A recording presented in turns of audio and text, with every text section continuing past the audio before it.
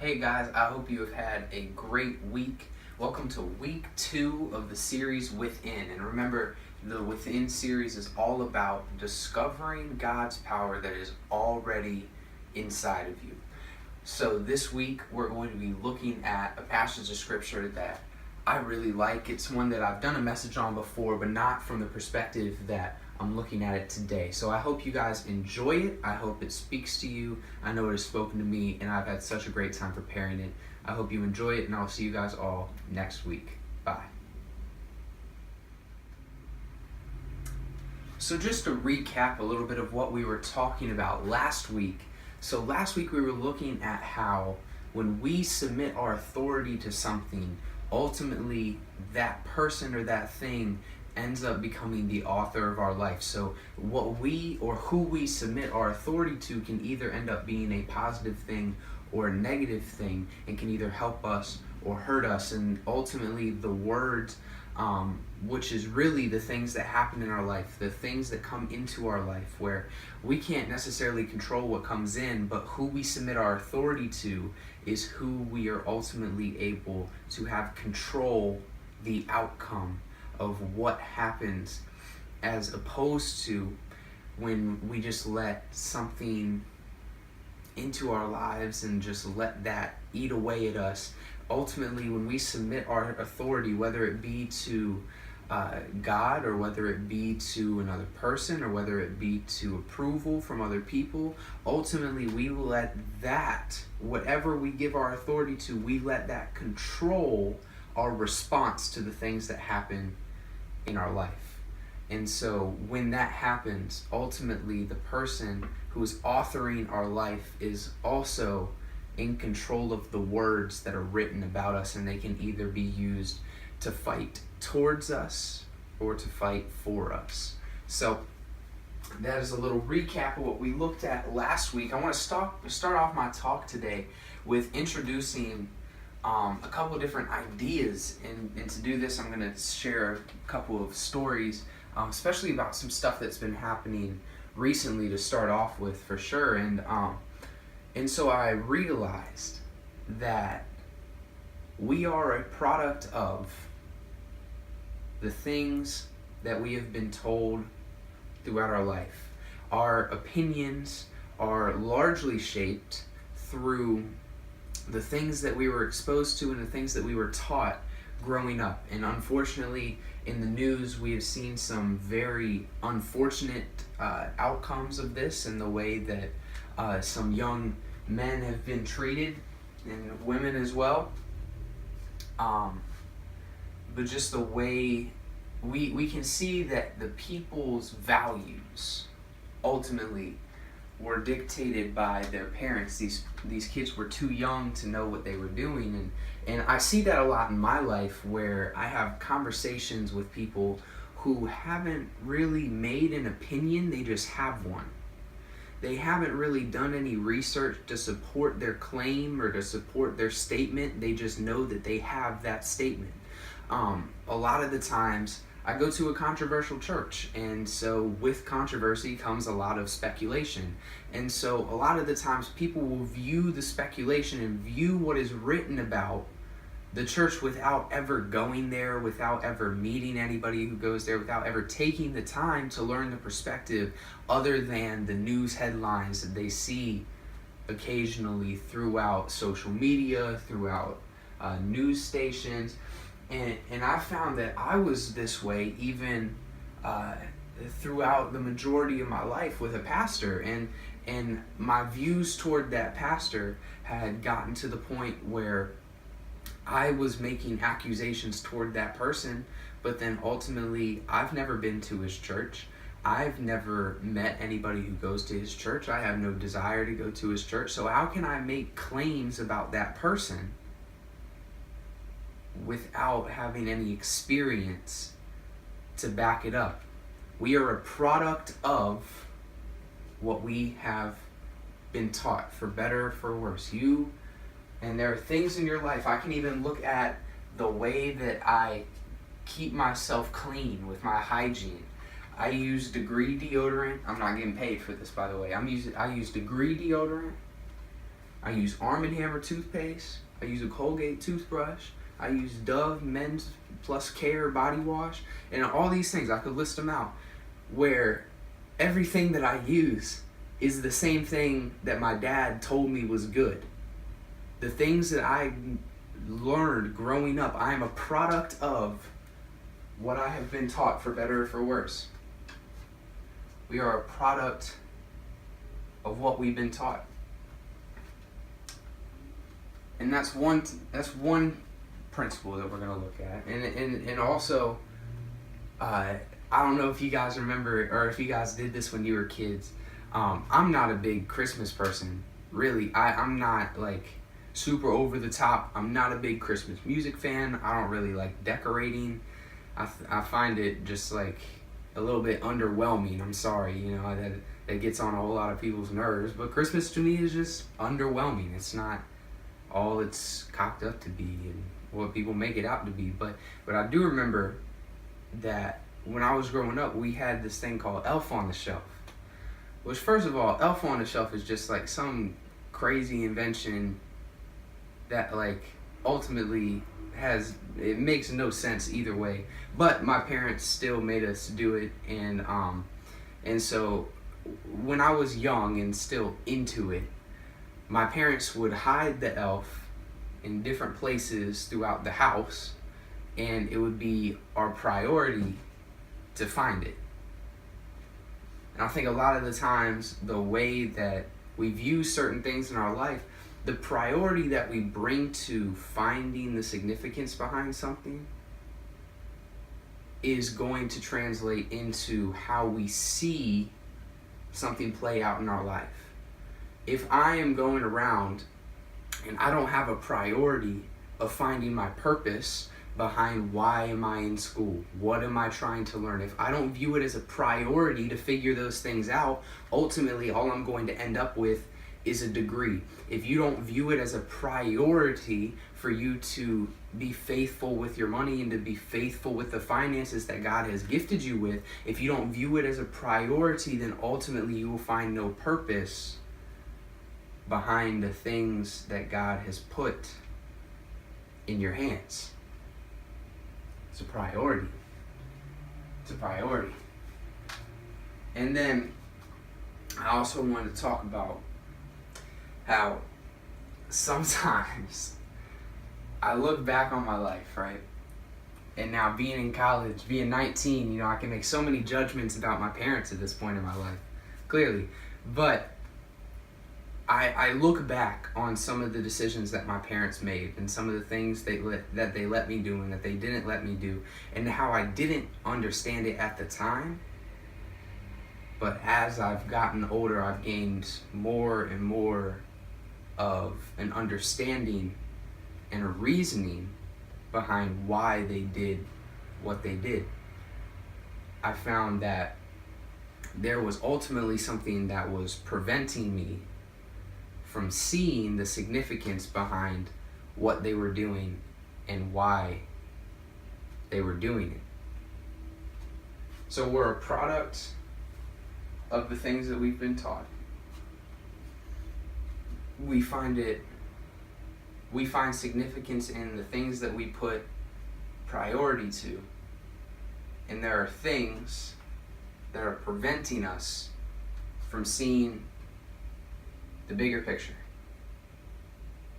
And ultimately, these three things develop a perspective. They develop an outlook. If you take what you are made of, and then you take the things that you can't notice, and then you take the things that you prioritize, ultimately it creates a perspective. I want to talk about perspective today. And so we're going to look at Deuteronomy 8 verses 11 through 20 to solidify this perspective, and we'll get into it. Take care lest you forget the Lord your God by not keeping his commandments and his rules and his statutes, which I command you today, lest when you have eaten and are full and have built houses and live in them, And when your herds and flocks multiply, and your silver and gold is multiplied, and all that you have is multiplied, then your heart will be lifted up, and you forget the Lord your God, who brought you out of the land of Egypt and the house of slavery, who led you through the great and terrifying wilderness with its fiery serpents and scorpions and thirsty ground where there was no water, who brought you water out of the flinty rock, who fed you in the wilderness with manna that your fathers did not know, that he might humble you and test you to do you good in the end. Beware lest you say in your heart, my power and the might of my hand have gotten me this wealth. You shall remember the Lord your God, for it is he who gives you power to get wealth, that he may confirm his covenant that he swore to your fathers, as it is this day. And if you forget the Lord your God and go after other gods and serve them and worship them, I solemnly warn you today that you shall surely perish like the nations that the Lord makes to perish before you. So shall you perish, because you would not obey the voice of the Lord your God. Today, I'll write it up on the board again so you guys can see. Today we're talking about provision. Provision. And ultimately, provision is a perspective. The vision of how we see things that God has given us, what he provides for us, what he gives to us, lies in the vision within our perspective. The way that we see provision is determined by a perspective. Provision is a perspective. And so just to start off, I want to talk about provision a little bit, because honestly, if I look back on the person that I was a year ago and you told me about provision, I would be super skeptical. I would probably shrug it off and not want to talk about it and change the subject, because it's something that always set off an alarm in my mind about provision just means prosperity, and prosperity is always negative. Every single time that I've been taught that every single time that I've been taught about prosperity growing up, it had been from a negative standpoint. And ultimately, provision is something that I saw as negative because I associated it with people who have twisted God's perspective into fitting their own. But provision is something that happens every day. It's something that happens in all circumstances. Provision, God providing for you, is something that is there whether or not you see it. But in order for you to be able to see the significance behind it, you have to have a perspective. You have to vision towards the provision. You have to see the vision in the provision. See the provision in the provision. And we have to understand that provision is to fit God's needs for us, not what we think God needs to provide for us. I think a lot of the times that's how people get the message twisted. That's how people twist the message. They allow their wants to become God's wants for us. They allow their needs to become God's needs for us. Whereas God has a different plan for what he wants to do with you and how he wants to do what he wants to do through you. I know I'm using a whole lot of language that's probably confusing you guys, but I don't know what you're going to do. Let's make it personal. God knows how I'm going to speak in front of people. God knows the church that I want to create. God knows all of these things, and He will provide every need that I need in order to make those things happen. But what I think is necessary might not be what God thinks is necessary. Let me share this to help explain. So last spring semester of last year, I was supposed to take off of school. I wasn't supposed to be in school. I was supposed to go pursue something else and not be in school. I was supposed to take the semester off. Anyway, those plans blew up in my face in October of my fall semester. It was a couple days before I actually had to submit my classes for the fall semester. And so I was sitting there in a panic, in a frustration, in fear, in anxiety, going, I thought that this is what I was supposed to be doing. I thought I was following God's plan. I felt like God had taken away an opportunity that had been provided to me. Ultimately, I learned that what I was going to do was going to set me back from where I wanted to be and what God wanted to do and what God wants to do through me. It was going to set me back. God's vision, God's perspective of the things that He provides for us ultimately fits the things that He needs us to do.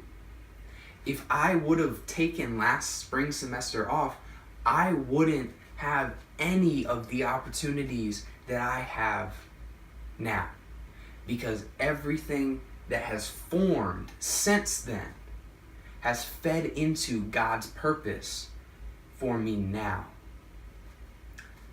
Provision fits God's perspective, not our perspective, not what we think God's perspective is. And I'm not trying to say that you shouldn't learn as much as you can about what your calling is, about what your purpose is. I'm just saying, don't try and pre-plan the steps, because ultimately God's going to change them anyway. Whatever steps you feel like God is going to call you to take, He's going to change them, because you have been preparing for a certain outcome and God had been preparing for a different outcome the whole entire time, and you just didn't know it. So now you're stressing yourself out and changing your plans instead of being faithful in taking the steps that God has put before you. Provision fits God's perspective. Provision fits God's perspective. And in the passage, in verse, I want to say 17,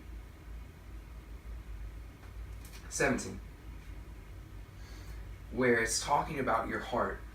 Beware lest you say in your heart that I was the one who got me this wealth, that I was the one who delivered us from the wilderness. We can look back in verse 14 when it also talks about your heart. Then your heart be lifted up and you forget the Lord. Your heart is lifted, but your eyes are downcast. Your heart is lifted, but your perspective, what you're looking at, is not God. Your heart can be inclined towards God, but ultimately if your eyes don't follow your heart, then you're going to lose sight of, you're going to forget what God has done. It's one thing to incline our hearts. It's another thing to incline our perspective. We have to fix our focus. We have to determine what is significant and what is not significant based on what has been provided to us. What we find significance in is determined by who we give our authority to. The first thing I want to talk about today is product, because we live as a product of the things that have been put in our life. Things produce outcomes in our life strictly because we've listened to them. We let them speak to us. The voices that you hear about yourself coming from other people, coming from in your own mind, coming from media, coming from social media, the messages that you listen to are going to be what you are produced, what is producing in you. because what you give your attention to, you also prioritize. Product, we produce certain things. And so I think the easiest way to portray this is when you're having a conversation and you're talking with somebody, you look them in the eyes, because that's how people communicate. If I was talking to somebody and then looking out somewhere else, then ultimately after a while they would get fed up and they would feel like I'm disrespecting and not valuing them. And so they would leave the conversation or would say something completely different. And if I fix my focus on something that I'm not actually communicating with, then I'm not going to gain the full importance of the conversation that's supposed to be had. And instead, if I let an enemy speak to me, I can't ultimately let the enemy speak to me and then respond to the enemy with my eyes on God. If I'm having a conversation with God, I'm not going to care about what the enemy is saying about me. I'm not going to care if the enemy says that I'm good enough. I'm not going to care if the enemy says that I'm not able to do what God has called me to do, because I'm looking, I am inclining my perspective towards what God has called me to do, towards who God has called me to be, who God has told me that I already am. And by looking at God, I am now seeing that the conversation that I have back and forth between him is allowing me to override the messages that are being put into my life. It's all about where you look. If you look at the enemy, then you are going to respond to him. And ultimately, in my mind, when the enemy speaks into my life and he says, you'll never be a good pastor, you'll never be able to lead other people, look at how you lead yourself. When the enemy says these things, I start to feel the need to defend myself. But whenever you defend yourself to the enemy, you're taking your eyes away from God, because now you're having a conversation with the enemy. You're allowing the enemy not to necessarily have you take a step away from God. You're allowing the enemy to now control where your eyes are going. Your heart could be lifted up, but your eyes are looking at the enemy. And ultimately, where your eyes are looking, that's where the outcome is going to come from. We allow things to produce other things in our life. Who we give authority to in our life, this is relating back to last week, who we give authority to in our life is ultimately going to produce a perspective of who we focus on and who we give attention to. Who we give our authority to, we will end up being a product of that person, that thing. When people are so focused on getting money, on becoming successful, that they lose their focus in God, it's not that their hearts aren't inclined, thinking that they're doing the right thing. This person may be thinking, I'm trying to provide a better life for my family. I'm trying to live at a better way than my parents raised me. All those are positive things. But it's when you allow your perspective to get taken away from the person who provides for you that you ultimately lose the significance and the purpose behind the things that God has put in your hands. We are a product of who we give our authority to. And let's even look back. I found it really funny because Deuteronomy 8 verse 3, part B, it says, man does not live by bread alone, but man lives by every word that comes from the mouth of the Lord. If you listen to my message from last week, that should sound significant. That should sound familiar. And I promise I didn't plan this, it just worked out this way. Where the same words that are in Deuteronomy 8, what we're looking at this week, are the same words that Jesus used to defend himself against the enemy. God's word, having that conversation with God, overrides the enemy. When you're able to defeat the enemy while keeping your perspective on God, I'm not good enough. God says I'm holy and wonderfully made. God says I can't do the things that he's put me out to do. God has given me a purpose, and it is only my job to do it.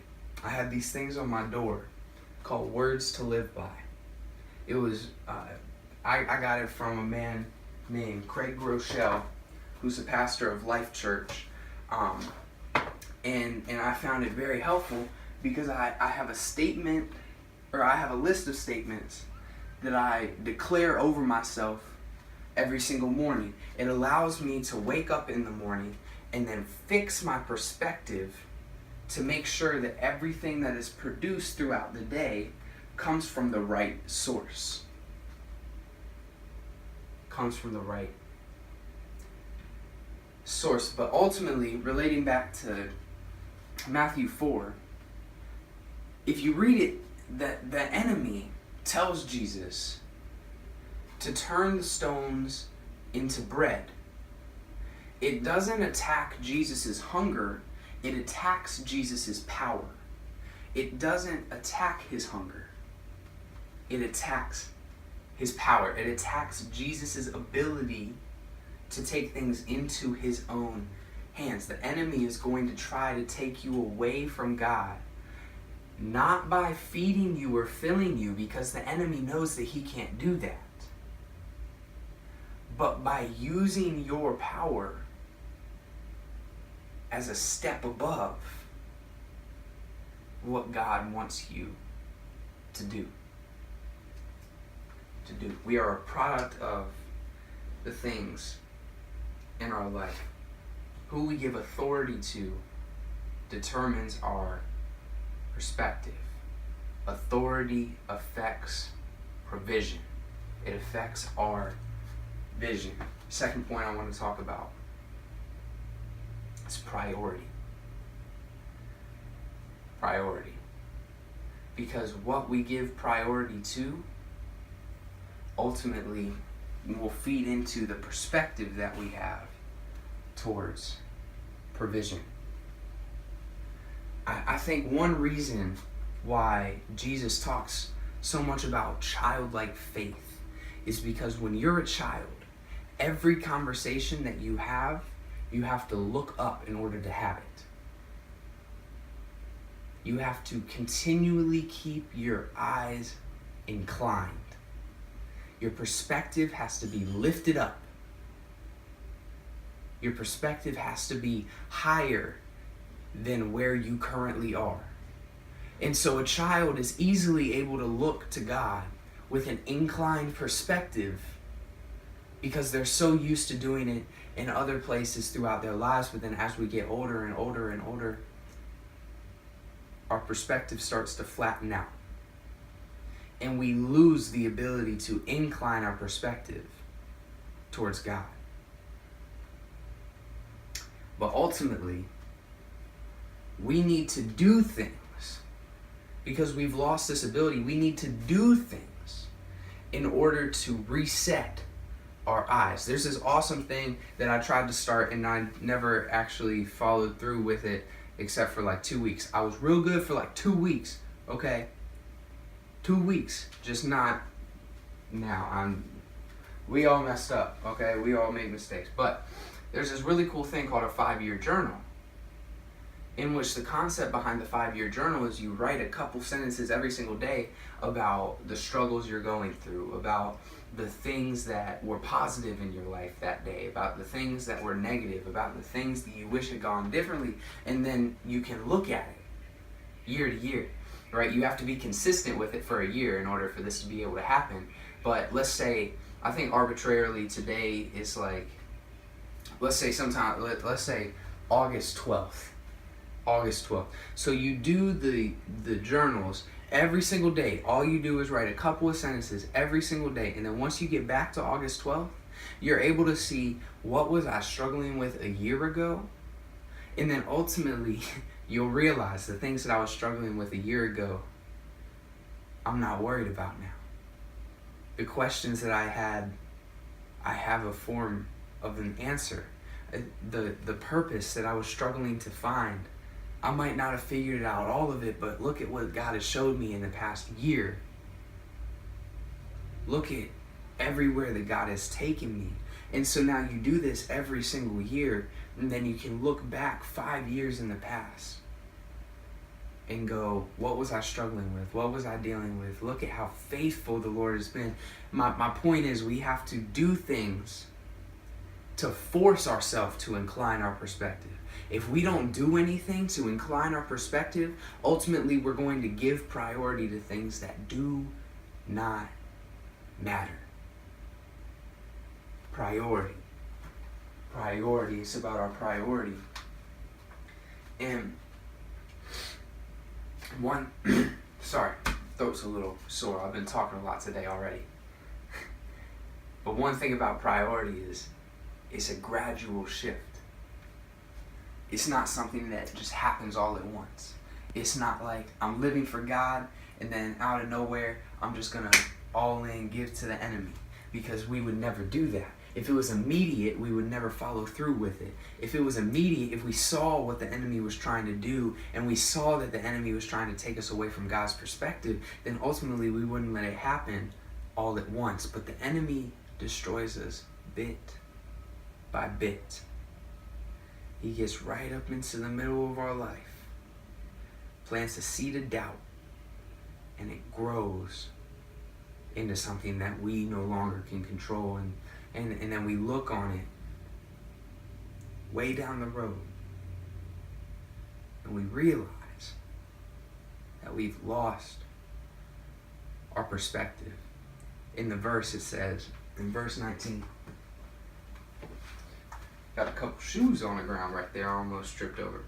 In verse 19, I solemnly warn you today, this is verse 19, part B, I solemnly warn you today that you shall surely perish. Solemnly warn you today. This is implying that it hasn't happened yet. You haven't perished yet.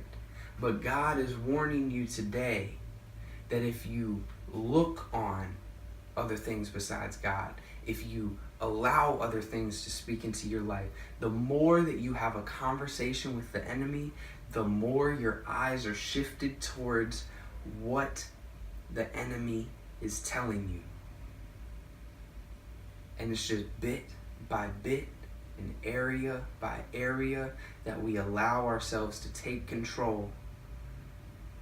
And then ultimately we get to the point that we are too late. We're too far into it. We shall surely perish because we're too deep into what we're going through and it's too late to go back. So we need to continue to incline our eyes. Let me share something with you. You're most vulnerable when you're prosperous. You're most vulnerable to self-dependence when God has just provided something for you. Isn't that funny? You did nothing to get it there. You did nothing to provide the outcome. You did nothing to provide the thing that has been given to you, but you're most vulnerable to self-dependence once God has provided that thing in your life. But then on the other end of the spectrum, when you are at your lowest, you are also the most vulnerable, but you're most vulnerable to hatred. And ultimately these things can create a deadly cycle and a deadly chain of events that ultimately will set you away from prioritizing God. And then we allow something else besides God to become the author of our life, and they end up producing something in us. So now we can see how they start to tie together. So talking about our last point, it's prevention. So we've talked about produce or product, and then we've talked about priority. Now we're talking about prevention. Prevention. It could be that something is blocking your perspective in order for you to not see the significance and the purpose behind something that is going on in your life. Something may be preventing you. When the Bible talks about the veil being lifted, when Jesus had rose from the grave, and had died on the cross and rose from the grave, it talked about the veil being torn from the temple. And now what this did is it separated the place that people couldn't go into, that only the quote-unquote holy of holies could go into. And it separated people. It was kind of funny. What they used to do is they used to tie a string around the high priest. They used to tie a string around his foot, and then once a year they could go into this room. And so then when they walked into the room, they wanted to make sure that they had a string on the other side, because if something happened to him, they couldn't do anything to save him. They couldn't do anything to ultimately be able to save him from that position, because they weren't allowed to go in. So they took the string and sometimes would have to pull it if something had happened while the priest was in there. And I just thought that was kind of funny how they would, tie a string to his foot just in case if something happened, so they can pull him out and drag him across the floor. But something may be preventing you. Maybe your vulnerability, your lack of being able to be vulnerable is keeping you from being effective at reaching other people. Maybe your lack of vulnerability is affecting the relationship with your girlfriend or with your wife, and maybe the vulnerability that you lack is something that is keeping you from taking the next step that God has put before you, because you're so worried about your pride, you're so worried about how you're going to be perceived, that ultimately you let your vulnerability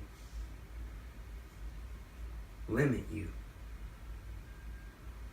There's something blocking your vision. It's not your fault if there's something blocking your vision, but ultimately if you don't do anything about it, then you won't be able to see what God has put before you, because something is blocking what God has put before you. Is there something preventing it? Because if there's something preventing your vision, once that's lifted, you could see that the product was there the whole entire time. What the provision that you've been looking for could be there the whole entire time. You just might not see it because you're allowing your perspective to be blocked by something. Something is preventing you from seeing the provision that has already been given to you. But and I know I'm talking a lot about perspective and provision and vision and all these things, and ultimately I'm using physical examples to explain them, because that's we see every single day. At least those of us who have the ability of sight, we are able to see every single day. So that's how we're best able to understand a perspective, is through our sight. But ultimately I'm talking about something that goes much greater beyond just a physical sight. I'm talking about a spiritual perspective. I'm talking about the way that we see God, the way that we see the things in our life, the way that we see the struggles, the way that we see the successes, the way that we see the ups, the way that we see the downs. It's all about your perspective, because your perspective ultimately will determine the outcome in your life. What you want to see happen will end up happening. The person who you believe yourself to be is the person who you ultimately will be.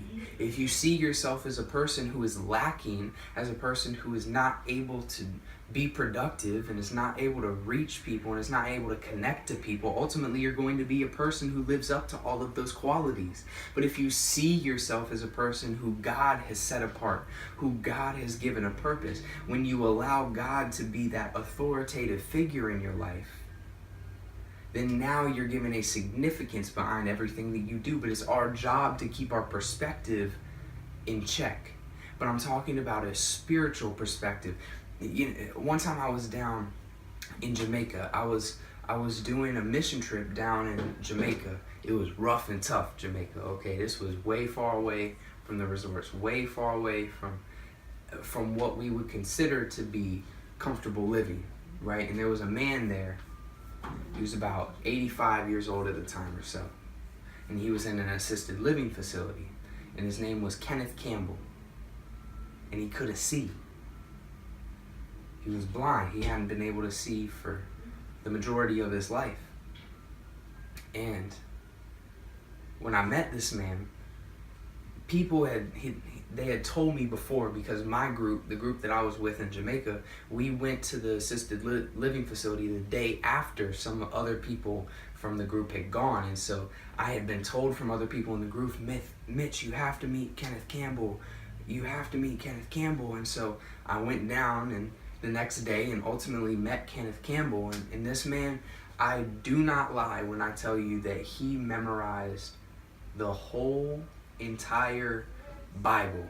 I have Bible verses and I'm supposed to be memorizing week to week that I struggle with enough. And this man has memorized the whole Bible. It's ridiculous. I would spend time talking about it, but it would take away from what I'm trying to say.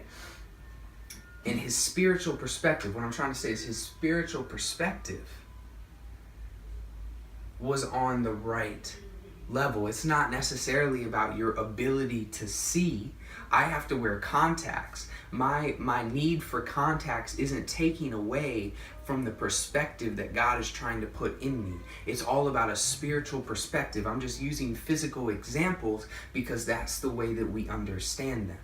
But it's all about inclining your perspective, inclining who you give notice to in your heart, in your mind, in your sight. It's a spiritual perspective. And it's the perspective that determines our provision. It determines our provision. In closing, we've talked a lot about inclining our perspective and how it relates to who we give authority to and how it relates to what we prioritize. And all that is great, but excuse me. But I need to say this because somebody needs to hear it. Some people struggle in their life because they see the provision that God has given other people and compare it to themselves. And then they seem like they are lacking, like God has not provided something that other people need. Let me tell you, God's provision is unique. And if you want to say it this way, God's provision isn't fair. And what I mean by isn't fair, what I mean by that is God isn't going to provide for you the same things that God is going to provide for me. And ultimately it's not our job to sit and compare the things that God has provided for us. As long as we're being faithful with the things that God has provided, then that's all that matters. If you sit in a perspective of comparison, then ultimately what God provides for you will never be enough. It's a perspective. In Psalm 121 it says, I keep my eyes to the hills, but my help doesn't come from the hills. Now this is a paraphrase. I'm not saying it word for word, but along these lines, I keep my eyes to the hills, but my help doesn't come from the hills. It comes from the heavens. My friend shared something really cool with me, that there was the earth, and there was the hills, and then there was the heaven. When the author of the psalm was writing this, he was inclining his perspective to the hills, but wasn't able to see at the beginning that he was missing the perspective that had gone to the heavens. Our help comes from the heavens. It comes from above. It comes from something that is higher than anything that could happen on this earth, because ultimately, in our perspective, the hills connect the heavens and the earth. When we look at a mountain scene and we look at it in the horizon, we see that the mountains run into and bleed into the heavens. But ultimately, our help does not come from anything on this earth.